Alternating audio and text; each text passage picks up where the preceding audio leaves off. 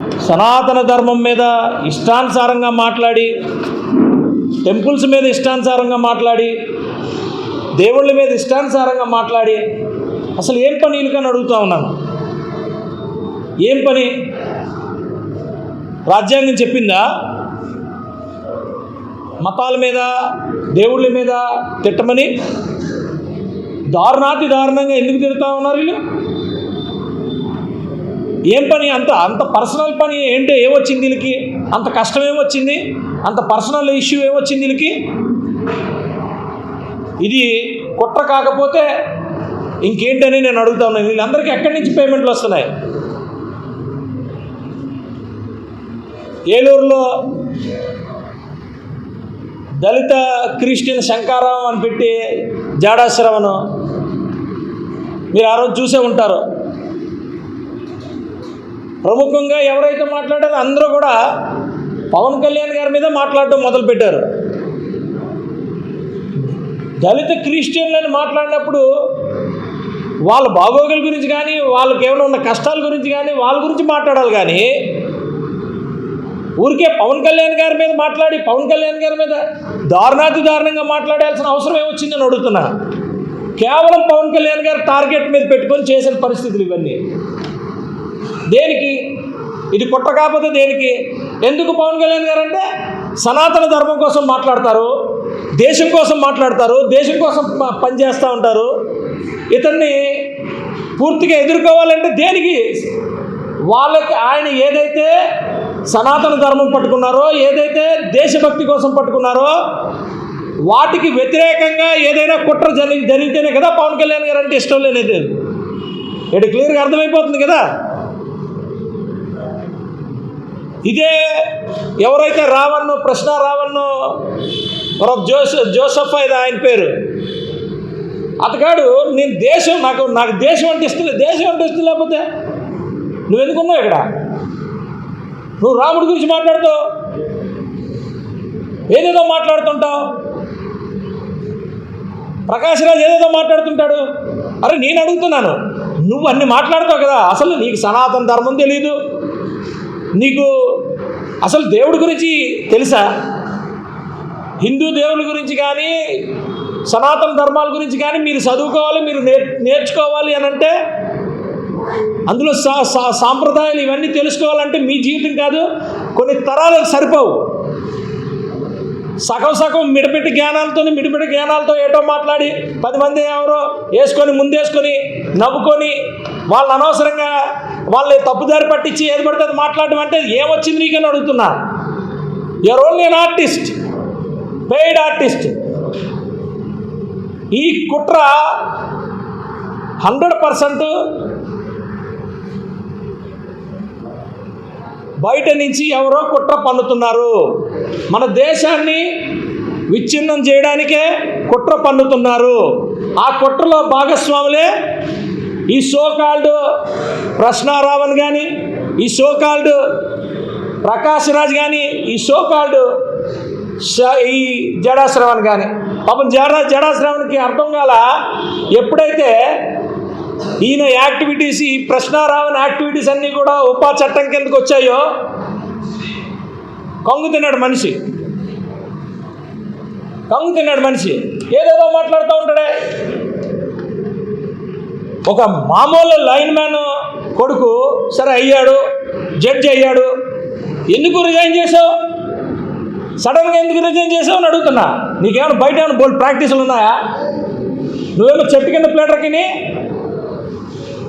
Bail ఇచ్చే ప్లేటర్కి మధ్యలోనే ఉన్నావు. చెట్టు కింద ప్లేటర్కి బెయిల్ ఇచ్చే ప్లేటర్కి మధ్యలో ఉన్నావు. నువ్వు దేనికి నువ్వు ఇది చేసావని నేను అడుగుతా ఉన్నాను. నేను ఇవన్నీ కేవలం కుట్ర. ఆ కుట్ర ఇది పూర్తిగా బయట నుంచి వచ్చే ఫండెడ్ కుట్ర. ఇదంతా ఫండ్ చేసి మరీ కుట్ర పన్నుతున్నారు. దాంట్లో వీళ్ళందరూ కూడా భాగస్వాములుగా ఉన్నారనేది ప్రజలు అర్థం చేసుకోవాలి. దీనికి మేము క్లియర్గా మాట్లాడుతున్నాం. పోలీసు వారు కూడా పూర్తిగా దీన్ని ఛేదించాలా, దీన్ని విచారణ చేయాలా. విచారణ చేసి పూర్తిగా ఛేదించాల్సిన పరిస్థితి అయితే ఎంతైనా ఉంది. ఎలా వదిలేస్తావు నాకు అర్థం కాదు. నీ దేశాన్ని మాట్లాడుతుంటే, నీ దేశం గురించి మాట్లాడుతుంటే ఎలా వదిలేస్తాం? మేము దేశం కోసం పనిచేస్తున్నాం, దేశం కోసం పనిచేస్తున్నాం. ఈరోజు ఇక్కడ దేశం కోసం పనిచేసేటప్పుడు ప్రజాస్వామ్యం దీంట్లో 100% మేము మాట్లాడతాం. అన్ని మతాలు, అన్ని కులాలకి గౌరవించాం. ఎక్కడ కూడా ఎప్పుడు కూడా ఎవరితోని మాట్లాడడానికి లేదు. ఆపోజిట్కి ఎలా మాట్లాడతారు? నేను అడుగుతున్నాను, ఏ క్రిస్టియను పక్క నిజంగా ఒక క్రిస్టియనో, ముస్లిమో, హిందువో వాళ్ళ నమ్మకాలు, ఆ భగవంతుడిని ప్రార్థించుకుని ఆ భగవంతుడిని ఇచ్చేసుకుని వెళ్తారు. కానీ పక్క దేవుణ్ణి తిట్టే వాళ్ళు ఎవరు ఉండరు. నాకు తెలిసి తిట్టరు. ఎందుకు తిట్టాలండి? దేనికి తిట్టాలని అడుగుతున్నా. నీకేం తెలుసా దేవుడి గురించి అని అడుగుతున్నా. ఏమీ తెలియని మిటమిట జ్ఞానాలతోనే ఈరోజు రెచ్చగొడుతున్నారే. దేనికి రెచ్చగొట్టాలా? క్రిస్టియన్లు ఎందుకు రెచ్చగొట్టాలా నేను అడుగుతున్నా. ఆ కుట్ర ఏంటని అడుగుతున్నాను నేను. ఏదో మాట్లాడితే ప్రకాష్ రాజు మీకందరికీ తెలుసా, ధర్మస్థలి అక్కడ కుట్ర పన్నాడు. అక్కడ కుట్ర పని ఆ దేవాలయాలంతా కూడా ఏదో ఇదైపోయింది అని చెప్పి కుట్ర పని ఆఖరికి ఏమైంది? ఎవడైతే కుట్ర పన్నాడో దొరికేశాడు కదా, చిన్నయ్య ఏదో ఉంటుంది ఆయన పేరు. చిన్నయ్య అని ఒక వ్యక్తి ఉన్నాడు, ఆయన పేరు. అందులో కుట్రదారుడే. ఆయన బయట పెట్టేశాడు ప్రకాష్ రాజ్ విషయం అంతా. అక్కడి నుంచి ఇక్కడికి వచ్చాడు చాలా డీసెంట్గా. ఏం మాట్లాడుతున్నాడు ప్రకాష్ రాజ్? నాకు అర్థం కాలే. ఏం మాట్లాడు? మీకు అవసరం ఏంటని అడుగుతున్నా. పని కట్టుకుని హిందూ మతం మీద పని కట్టుకొని, పవన్ కళ్యాణ్ గారి మీద పని కట్టుకొని ఏం పని అని అడుగుతున్నా. నీకు వచ్చిన నష్టం ఏంటి? నీకు వచ్చిన కష్టం ఏంటి అని అడుగుతున్నా. కేవలం నువ్వు డబ్బులు తీసుకోవడానికే, కేవలం డబ్బులు తీసుకొని ఈ పని చేయడానికే మీరు చేస్తున్నారు. ఇది ఇక్కడ అంతనా? వదిలే ప్రసక్తి లేదు. చట్టం ముందు ప్రతి ఒక్కరిని కూడా నించోబెడతాం. మేము ఇదే కోరుతున్నాం. పోలీసు డిపార్ట్మెంట్ని కూడా మేము కోరుకుంటుంది ఏంటంటే, పూర్తిగా విచారణ చేయాలి. ఈ కోణంలో, ఈ కుట్ర కోణంలో విచారణ చేయాలి. అలజడులు సృష్టిస్తున్న వ్యక్తులు, దాంట్లో పాత్రదారులు, సూత్రధారులు డెఫినెట్గా తాడేపల్లి ఉంది. తాడేపల్లి దగ్గర నుంచి ఏదైతే బయట దేశాల నుంచి తాడేపల్లి నుంచి వీళ్ళకి ఈ కనెక్షన్ అంతా కూడా బయట పెట్టాలా, అందులో డౌటే లేదు. అన్స్టేబుల్ చేయడానికి కోసమే ఈ గవర్నమెంట్ని కానీ, ఈ రాష్ట్రాన్ని కానీ, ఈ దేశాన్ని కానీ విచ్ఛిన్నం చేయడానికి కుట్రలో ఎవరు పన్నుతున్నారు? వీళ్ళంటండి ఏదో మాట్లాడుతూ ఉంటారు. ఏం మాట్లాడతారో పెద్ద తెలీదు. ఈయనకే పెద్ద తెలిసినట్టు మాట్లాడతారు. శ్రవణం కానీ లేకపోతే సోకాళ్ళు వీళ్ళందరూ ఏదో మేధావుల్లా మాట్లాడుతుంటారు. వీఆర్ లా మేకర్స్, చట్టాలు తయారు చేసేవాళ్ళం మేము. ఆయన చెప్తాడు మన నిన్న ఇప్పుడు 2029 వచ్చేసరికి కొత్త ప్రభుత్వం రాగానే చట్టం మారిపోతుంది. మీకు ఈ చట్టం ఎలా మారిపోతుంది? దాంట్లో స్ట్రెంగ్త్ ఉండకుండా చట్టం మారదండి. అది కూడా తెలియకుండా నువ్వు లాయర్ ఎలాగైపోయావు? మీ బార్ కౌన్సిల్లో ప్రాక్టీస్ చేయని లాయర్ల లిస్టులో శ్రవణ్ పేరుంది కాదా? ఈరోజు బయటకు వచ్చి మాట్లాడితే సుగాలి ప్రీతి వాళ్ళ తల్లి కేసు ఒప్పుకొని నువ్వు మోసం చేయలేదా? ఏం మాట్లాడతారు? ఏది పడితే అది మాట్లాడతారు. ఒక ప్రొఫెషన్ అంటే ఏదో అదే పెద్ద ప్రొఫెషన్. ప్రపంచంలో ఆయన ఒక్కడే లాయర్ ఉన్నట్టు, ఆయన ఒక్కడే ఉన్నట్టు ఎందుకు సస్పెండ్ చేసావు? ఎందుకు రిజైన్ చేసావు? సడన్గా ఎందుకు రిజైన్ చేసావు? అవినీతి ఆరోపణలో అవినీతి బయటపడుతుందని రిజైన్ చేసామనేది వినికిడి. 25 కోట్లు జగన్కి వ్యతిరేకంగా నేను ఖర్చు పెట్టానని మాట్లాడుతున్నావే. నీకు 25 కోట్లు ఎలాగొచ్చేసాయి నన్ను అడుగుతున్నాను. నీకు ప్రాక్టీసే లేదు. 25 కోట్లు ఎలాగొచ్చేసాయి? ఎక్కడి నుంచి వచ్చేసాయి? ఓ సాధారణమైన లైన్ మ్యాన్ కొడుకువి, ఎక్కువ కాలం నువ్వు జడ్జిగా కూడా చేయలేదు. నీకు 25 కోట్లు జగన్కి ఆపోజిట్గా ఖర్చు పట్టే 25 కోట్లు ఎక్కడి నుంచి వచ్చాయంటే ఇక్కడ తోక తెగిన కోతులేగా మాట్లాడతావే. ఇవన్నీ కుట్రలే. ఇవన్నీ కూడా కుట్ర కోణంలోనే తీసుకురావాల్సిన పరిస్థితి ఉంది. ఎవరు కూడా నిజమైన క్రైస్తవుడు కానీ, నిజమైన హిందువు కానీ, ఎవరు కూడా నిజమైన ముస్లిం కానీ పక్క దేవుణ్ణి తిట్టే పరిస్థితి ఎప్పుడు ఉండదు. నమ్మకం, భగవంతుడి మీద నమ్మకం ఉన్నవాడు ఎవరైనా సరే భగవంతుడిని ప్రార్థించుకుని నా కష్టమో నా సుఖమో తండ్రి నీకు చెప్పుకుంటానని మాత్రమే అంటారు తప్పితే పక్కోళ్ళు దేవుడు కాదు, పక్కోళ్ళు ఇది కాదు. మీరు చూశారు కదా 1924 మధ్యలో రాముడి శిరస్సు కట్ చేయాల్సిన అవసరం ఏమొచ్చిందని అడుగుతున్నాను నేను. అనేకమైన దేవాలయాల్ని ఎరగొట్టాల్సిన అవసరం ఏమొచ్చిందని అడుగుతున్నా. అన్ని కుట్రలు కాదా?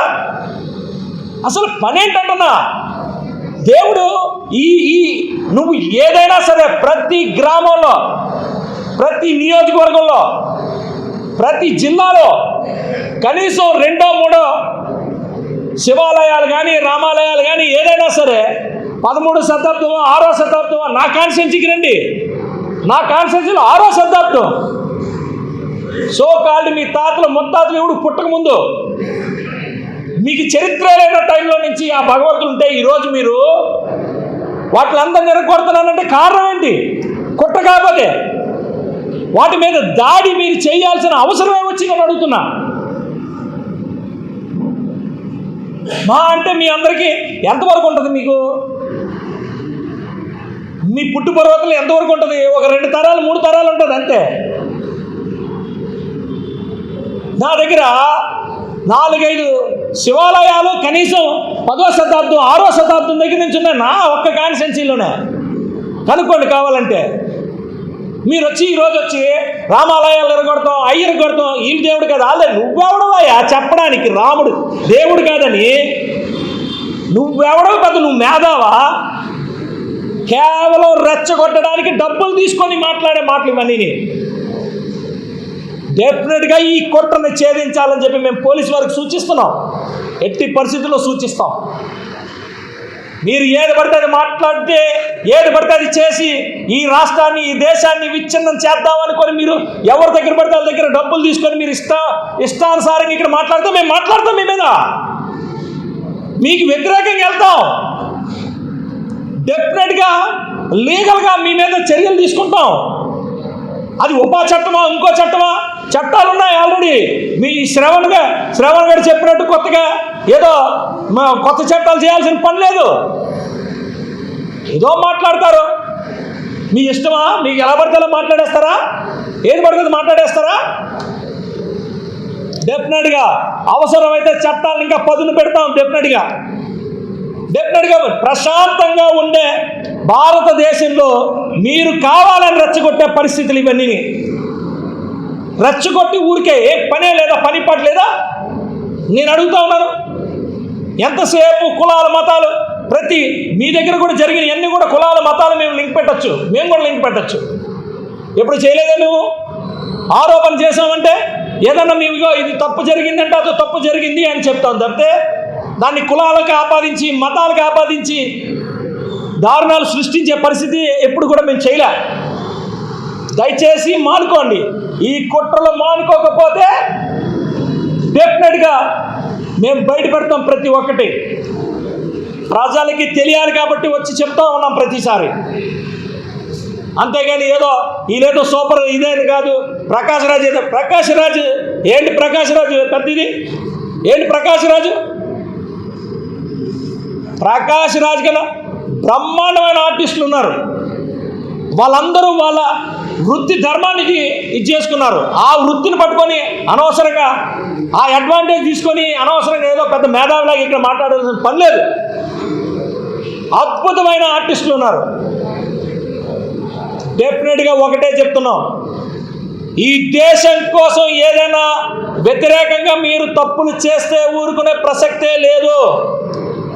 సనాతన ధర్మం కానీ ఏ మతాల మీద కానీ మీరు కుట్ర పనితే మేము ఊరుకునే ప్రసక్తే లేదు. రాజ్యాంగపరంగా, చట్టపరంగా మీ మీద అన్ని చర్యలు తీసుకునే పరిస్థితి ఉంటుంది. కాసుకోండి.